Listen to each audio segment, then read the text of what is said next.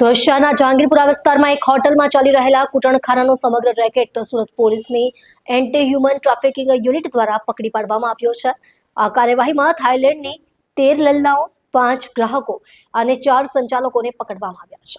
Police સૂત્રોના જણાવ્યા મુજબ આ રેકેટ પાર્ક પેવેલિયન નામની હોટલમાં ચાલતો હતો, જ્યાં વિદેશી મહિલાઓ દ્વારા ગેરકાયદે દેહ વ્યાપાર કરાવવામાં આવતો હતો. પોલીસને અંગત માહિતી મળી હતી કે હોટલનો ઉપયોગ કૂટણખાના માટે થઈ રહ્યો છે, જેના આધારે એન્ટી હ્યુમન ટ્રાફિકિંગ યુનિટની ટીમે રેડ કરી હતી. રેડ દરમિયાન હોટલમાંથી થાઇલેન્ડની 13 મહિલાઓને મુક્ત કરાવવામાં આવી, જેમણે કૂટણખાનામાં સંડોવાયેલા હોવાનું ભોગ બનેલા તરીકે જણાવ્યું. આ ઉપરાંત ત્યાં હાજર 5 ગ્રાહકો અને આ અયોગ્ય વ્યવસાય ચલાવવામાં સંકળાયેલા 4 સંચાલકોની પણ પોલીસે પકડ્યા છે. પોલીસ અધિકારીઓના જણાવ્યા પ્રમાણે આ સમગ્ર રેકેટનું સંચાલન સંગઠિત રીતે થઈ રહ્યું હતું અને હોટલનો ઉપયોગ આવા ગેરકાયદે કાર્યો માટે કરવામાં આવતો હતો.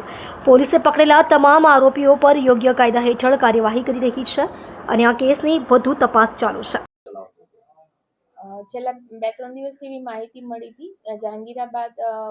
જહાંગીરબાદ વિસ્તારમાં જે કેનાલ રોડ છે ત્યાં વાસુપુર જે ઇન્ફ્રાસ્ટ્રક્ચર બિલ્ડિંગમાં 4થા માળે પાર્ક પેવેલિયન હોટલ આવેલ છે, જેમાં ગેરકાયદેસર કૂટખાનું દેહ વેપારનો વેપાર ચાલતો હોય તેવી માહિતી મળતા સુરત એએચટીની ટીમે ત્યાં રેડ કરી ગઈકાલે અને રાત દરમિયાન, અને ત્યાં અમે 13 યુવતીઓને ત્યાંથી રેસ્ક્યુ કરાયેલી છે. જે તમામે તમામ 13 યુવતીઓ થાઇલેન્ડની યુવતીઓ છે અને એ હોટલના સંચાલક અને અન્ય આરોપી થઈને હોટલના સંચાલક તરીકે ને આ કામગીરી કરાવનાર તરીકે 4 વ્યક્તિઓને અમે એરેસ્ટ કરેલા છે, તેમજ 5 ગ્રાહકોને અમે એરેસ્ટ કરેલા છે અને 4 આરોપીઓને અમે વોન્ટેડ જાહેર કરેલા છે.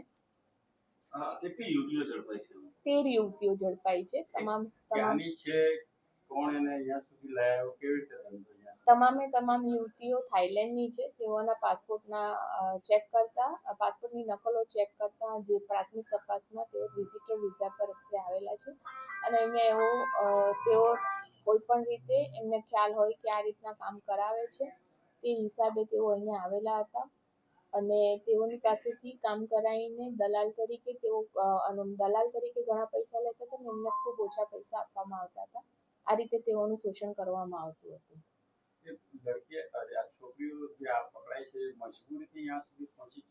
તપાસ હજી એનું ચાલુ છે કે થાઇલેન્ડની છોકરીઓ છે એટલે અહીંયા કઈ રીતના આવે છે, તમામ વિઝિટર વિઝામાં આવેલ છે તેવું પ્રાથમિક તપાસમાં જણાવેલ છે.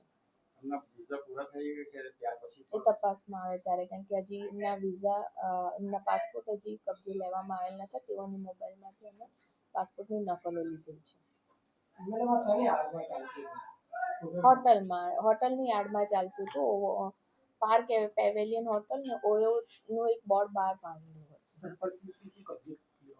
જે પણ ગુનાહિત કબજે કરવાનો હોય છે હોટલમાં રહેવા અને તમામ છોકરીઓ 13 યુવતીઓ ત્યાંથી જ અમને મળેલી છે અને શરૂઆતમાં રેડ કરવા જતા ને અમે બોગસ ગ્રાહક મોકલતા આવો એ હોટલના દરવાજા ખોલેલા નહોતા અને અમારે બળજબરીપૂર્વક અમે એમાં એન્ટ્રી કરવી પડે છે.